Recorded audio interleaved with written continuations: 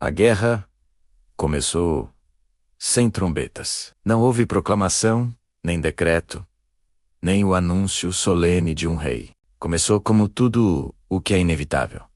Primeiro como rumor, depois como discussão, depois como medo. E, quando o medo tomou forma, já era tarde demais para chamar de mal-entendido. Porque o mundo tinha vencido, mas não tinha entendido. E quando uma era termina sem explicação, as pessoas não procuram respostas, procuram culpados. As estradas voltaram a encher. Não de caravanas, mas de homens que não se chamavam mais de cidadãos. Chamavam-se de fiéis, de guardiões de renovadores. Surgiram bandeiras novas, costuradas às pressas, e juramentos antigos, recuperados de livros que deveriam ter apodrecido em templos caídos. Em cada mercado, em cada fogueira, em cada taberna, a mesma pergunta voltava. O que Cao fez foi salvação ou condenação? E o mundo, que nunca soube lidar com silêncio, decidiu preencher o vazio com guerra. O rei não era mais um rei. Ele era uma cicatriz, com armadura. Chamavam-no de rei soldado, porque foi no campo onde Cael desapareceu que ele deixou de ser apenas um comandante. A coroa nunca lhe caiu na cabeça como destino. Caiu como peso, ainda assim, ele a usava. Não por vaidade, mas por utilidade. O mundo precisava de uma figura onde pudesse depositar ordem. E ele era o único que permaneceu de pé quando tudo o resto virou ausência. A sala do trono havia sido construída sobre a antiga muralha de uma cidade que sobrevivera por sorte. Não havia luxo, nem música. Apenas pedra, ferro e mapas marcados, com linhas que não existiam antes. Naquele dia, os veteranos de Cael estavam reunidos. Homens e mulheres que tinham visto o impossível cair sem festa e o mundo continuar sem alegria. O capitão, o mesmo que tocara a empunhadura da espada e sentir o arrepio, ficou ao lado do rei, com o rosto endurecido por noites mal dormidas. Ele disse, com a voz baixa, eles estão chegando de novo. Quantos? Não é número. É ideia. O rei demorou a responder. Seus dedos seguravam um medalhão antigo, símbolo de uma ordem que já tinha nome na boca do povo. A ordem do último sacrifício. Eles não eram um exército comum. Eram os que acreditavam que Cael havia se tornado o limite, que o mundo só respirava porque alguém aceitara desaparecer para segurar o impossível do lado de fora. E limites não se discutem. Limites se protegem. O que eles querem? Perguntou o rei. O capitão olhou para o mapa e apontou para uma rota que cruzava as fronteiras mais frágeis. Querem a espada. O silêncio pesou como pedra. O rei fechou os olhos. A espada cravada no solo não era arma. Era marca. Era lembrança.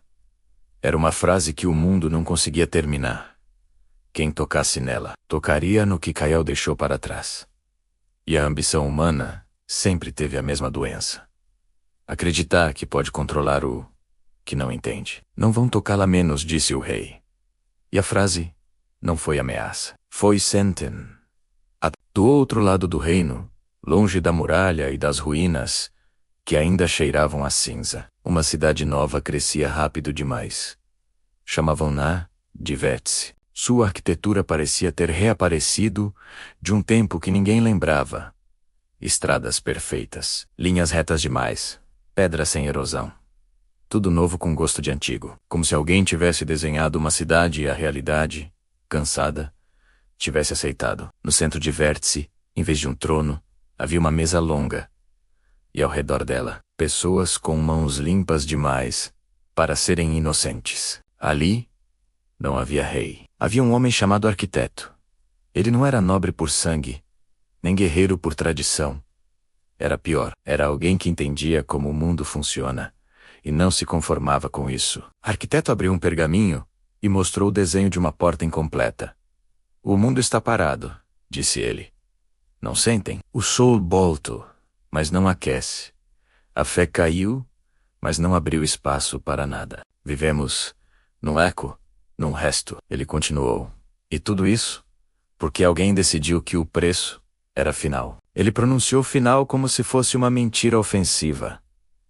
Cael não salvou o mundo, disse uma mulher da mesa. com um anel de metal escuro. Ele o trancou.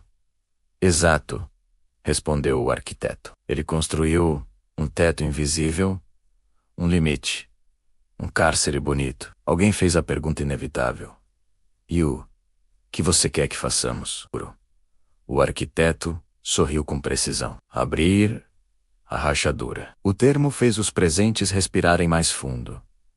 Era proibido em muitas cidades, não pela lei, mas pelo instinto. A rachadura era aquilo que o mundo fingia não lembrar, como quem evita olhar para uma cicatriz, por medo de sentir a dor de novo. Não para destruir menos, acrescentou ele, mas para reescrever as regras. Ele ergueu o desenho da porta incompleta. Caos se tornou limite. Então nós seremos a chave. Assim nasceu o nome da outra facção, dito como promessa. A Corte da Renovação. E foi nesse momento que a guerra ficou inevitável, porque o que eles queriam não era território, era significado a primeira batalha. Não teve lâminas. Teve palavras. Em cidades sob proteção do rei-soldado, surgiram pregadores novos. Não falavam de deuses. Eles estavam mudos demais para serem úteis. Falavam de libertação. Diziam que Kyle não fora herói, mas acidente. Que o mundo estava fraco porque alguém congelou o futuro. E cada palavra dessas era uma pedrada na memória dos que sobreviveram. Os veteranos começaram a reagir, primeiro expulsando, depois prendendo, depois sumindo com pessoas que falavam demais. A corte chamava isso de tirania. A ordem chamava de proteção. E o povo, no meio, chamava de medo.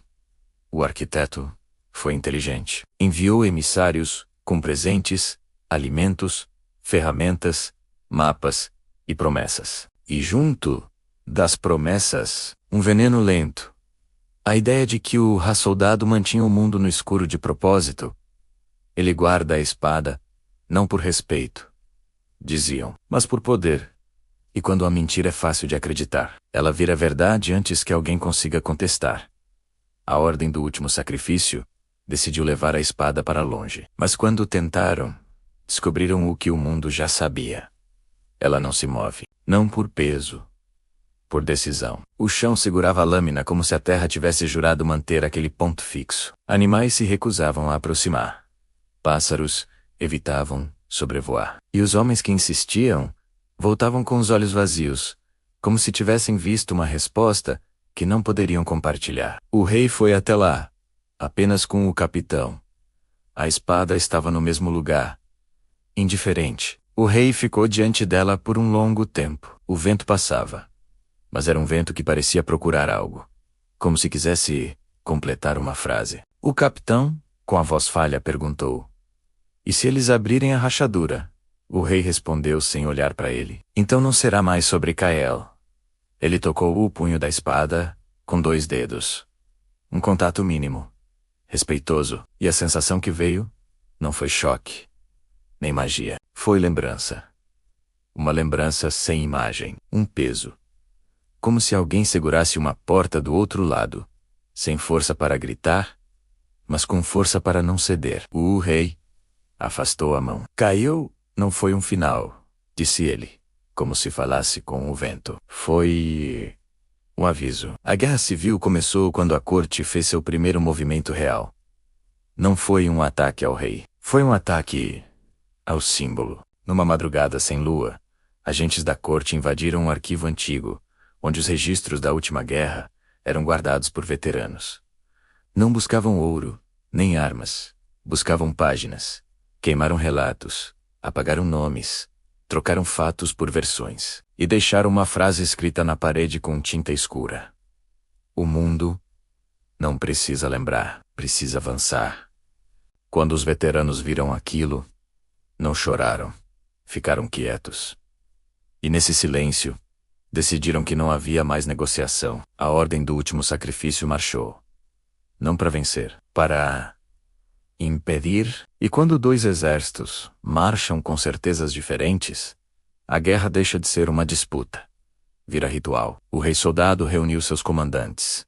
"Eles acham que isso é progresso", disse ele. "Mas é fome vestida de futuro." Alguém respondeu: Eles dizem que o Senhor quer manter o povo preso. O rei encarou o homem. Preso a quê? Silêncio. Preso ao fato de que nem tudo deve ser tocado. Preso ao respeito. Preso à consequência. Ele apontou para o mapa, para zonas estranhas, onde a realidade falhava. Isso tá acontecendo mesmo sem eles.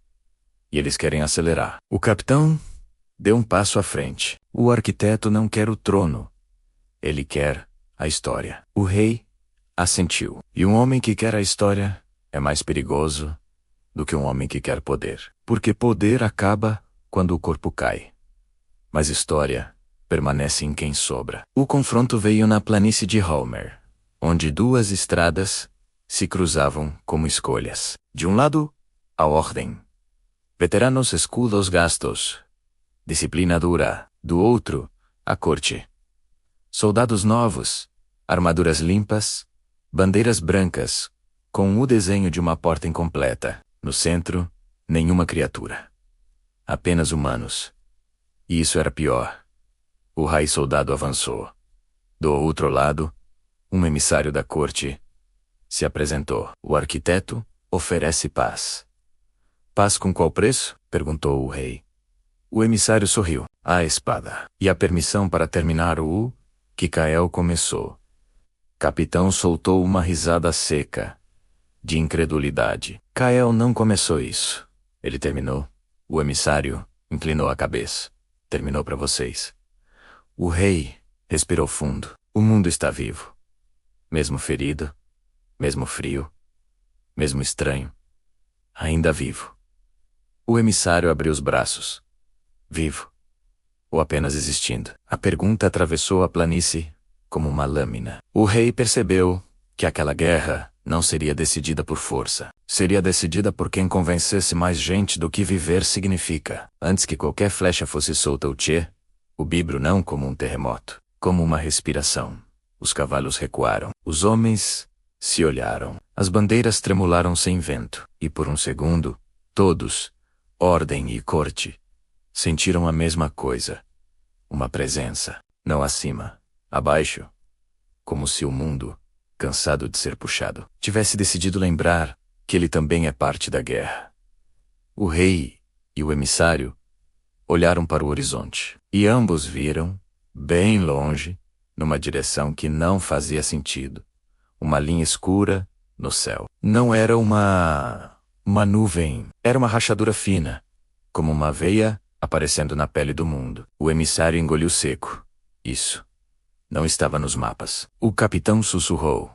Não é o arquiteto. Nem eu, menos, completou o rei. E naquele instante, uma verdade atravessou todos. A guerra civil estava prestes a começar. Mas o mundo tinha problemas mais antigos do que reis. O arquiteto queria abrir a rachadura. A ordem queria impedir. Mas algo do outro lado não estava esperando um pedido. Estava apenas observando a humanidade se dividir, como quem assiste o portão se enferrujar por dentro. O rei baixou a voz, para que apenas o capitão ouvisse. Kael segurou a porta. O capitão respondeu, com um rosto pálido, e agora, nós estamos empurrando de dentro. O som do chão cessou. O vento voltou. E pela primeira vez, em muito tempo, o vento não parecia sussurrar. Parecia contar. Como se estivesse marcando quantos passos faltavam até alguém cometer o erro final. A guerra das duas verdades não era mais uma escolha. Era uma marcha. E em algum lugar onde nomes não alcançam, onde memória vira peso, algo respondeu sem palavras. O mundo esquece rápido. Mas o fim aprende depressa. A história continua. Sebok, gosto, não esqueça de se inscrever para não perder os próximos capítulos. Obrigado por assistir